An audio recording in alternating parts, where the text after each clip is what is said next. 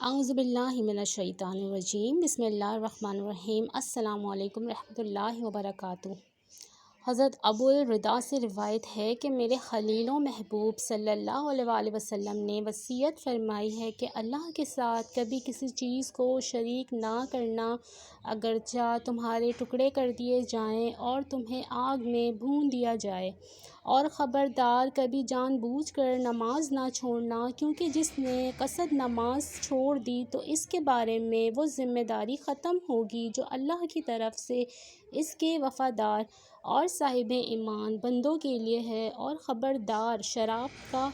بھی نہ پینا، کیونکہ وہ ہر برائی کی کنجی ہے۔ حضرت ابو ہریرہ نبی صلی اللہ علیہ وآلہ وسلم سے روایت کرتے ہیں، آپ صلی اللہ علیہ وآلہ وسلم نے فرمایا کہ 7 آدمی ایسے ہیں جن پر اللہ تعالیٰ اپنی رحمت کا سایہ ڈالتا ہے۔ ان میں سے ایک شخص وہ ہے جو اللہ تعالیٰ کا ذکر کرے تو اس کی آنکھوں سے آنسو جاری ہو جائے۔ حضور صلی اللہ علیہ وآلہ وسلم نے فرمایا، جب تم میں سے کوئی جوتا پہنے تو داہنے پاؤں سے شروع کرے، اور جب نکالے تو بائیں سے شروع کرے۔ ہونا یوں چاہیے کہ داہنا پاؤں پہننے میں پہلا ہو اور نکالنے میں آخری۔ سیدنا ابو ہریرہ سے روایت ہے کہ رسول اللہ صلی اللہ علیہ وآلہ وسلم نے فرمایا، سب سے برا نام جس پر روز قیامت اللہ تعالیٰ کے یہاں شرمندگی ہوگی، یہ ہے کہ آدمی اپنے آپ کو شہنشاہ کہلوائے۔ حضرت علی رضی اللہ تعالیٰ عنہ سے روایت ہے، وہ بیان کرتے ہیں، انہوں نے رسول اللہ صلی اللہ علیہ وآلہ وسلم سے سنا، آپ صلی اللہ علیہ وآلہ وسلم نے سود کھانے والے، کھلانے والے، تحریر کرنے والے اور صدقہ نہ دینے والے پر لعنت کی، نیز آپ صلی اللہ علیہ وآلہ وسلم نوحہ گری سے منع فرماتے تھے۔ حضور صلی اللہ علیہ وآلہ وسلم نے فرمایا، اگر تم کو جنت پسند ہے تو اپنے بھائی کے لیے وہی پسند کرو جو اپنے لیے پسند کرتے ہو۔ حضور صلی اللہ علیہ وآلہ وسلم نے فرمایا، اذان اور اقامت کے درمیان دعائیں رد نہیں ہوتی، لہٰذا دعا مانگا کرو۔ رسول اللہ صلی اللہ علیہ وآلہ وسلم نے فرمایا کہ ہر گناہ میں سے جتنا چاہے اور جب چاہے اللہ تعالیٰ معاف کر دیتا ہے،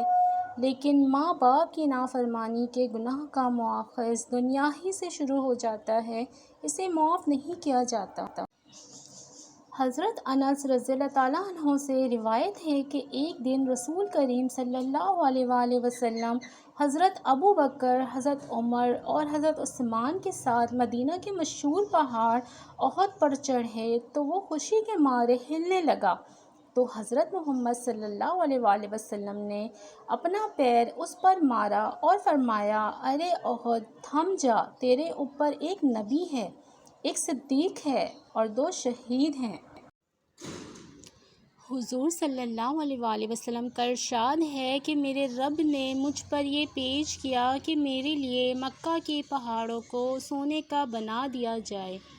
میں نے عرض کیا، اے اللہ، مجھے تو یہ پسند ہے کہ ایک دن پیٹ بھر کر کھاؤں تو دوسرے دن بھوکا رہوں، تاکہ جب بھوکا رہوں وہ تیری طرفداری کروں اور تجھے یاد کروں، اور جب پیٹ بھروں تو تیرا شکر ادا کروں، تیری تعریف کروں۔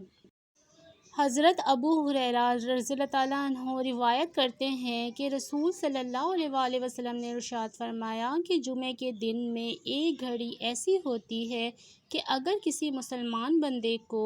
حسن اتفاق سے خاص اس گھڑی میں خیر اور بھلائی کی کوئی چیز اللہ تعالیٰ سے مانگنے کی توفیق مل جائے تو اللہ تعالیٰ اس کو وہ چیز عطا فرما دیتا ہے۔ سیدنا انس رضی اللہ تعالیٰ عنہ سے روایت ہے کہ نبی کریم صلی اللہ علیہ وآلہ وسلم نے ایک بوڑھے آدمی کو دیکھا کہ وہ اپنے دونوں بیٹوں کے درمیان پیدل چلا جا رہا تھا۔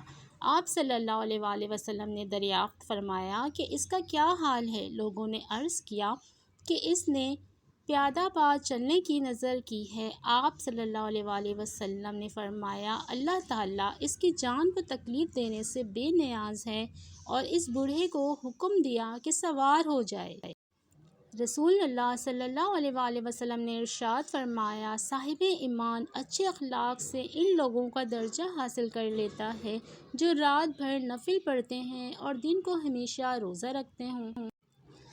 ابو ہریرہ رضی اللہ تعالیٰ عنہ سے روایت ہے، رسول اللہ صلی اللہ علیہ وآلہ وسلم نے فرمایا، جب تم میں کوئی نماز پڑھتا ہے تو شیطان اس کی نماز میں شبہ ڈالتا ہے، اس کو یاد نہیں رہتا کہ کتنی رکعتیں پڑھیں۔ جب تم میں سے کسی کو ایسا اتفاق ہو تو بیٹھے بیٹھے 2 سجدے کریں۔ حدیث نبوی صلی اللہ تعالیٰ علیہ وآلہ وسلم، آپ صلی اللہ علیہ وآلہ وسلم کو جب کوئی مشکل درپیش ہوتی تو آپ صلی اللہ علیہ وآلہ وسلم فوراً نماز کی طرف متوجہ ہو جاتے ہیں۔ نبی کریم صلی اللہ علیہ وآلہ وسلم نے فرمایا کہ وہ شخص کامل مومن نہیں ہو سکتا جو خود تو پیٹ بھر کر کھائے اور اس کا پڑوسی بھوکا رہے۔ نبی کریم صلی اللہ علیہ وآلہ وسلم نے فرمایا، مسلمان کو گالی دینا، برا کہنا گناہ ہے اور اس سے لڑنا کفر ہے۔ حضرت عبداللہ ابن عمر رضی اللہ تعالیٰ عنہ سے روایت ہے کہ ایک شخص نے رسول کریم صلی اللہ تعالیٰ علیہ وآلہ وسلم سے دریافت کیا کہ مسلمانوں کی کون سی خصلت بہتر ہے؟ آپ نے فرمایا، کھانا کھلانا اور ہر شاسا و ناشاسا کو سلام کرنا۔ حضرت عائشہ رضی اللہ تعالیٰ عنہ سے روایت ہے کہ رسول اللہ صلی اللہ تعالیٰ علیہ وآلہ وسلم نے فرمایا، سب سے پاکیزہ تر کھانا جو آدمی کھاتا ہے وہ اس کے ہاتھوں کی کمائی ہے اور آدمی کی اولاد اس کی کمائی ہے۔